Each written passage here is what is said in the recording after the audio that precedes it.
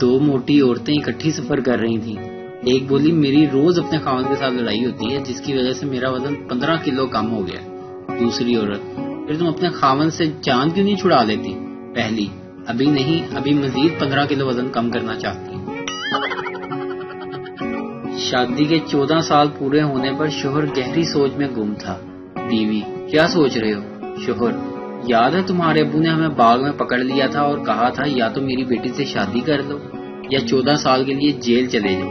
بیوی مسکراتے ہوئے ہاں یاد ہے۔ شوہر اگر میں صحیح فیصلہ لے لیتا تو آج میں آزاد ہو جاتا۔ امیر کی اولاد پاپا آج گرمی بہت ہے، پاپا آج ہی اے سی لگوائیں گے۔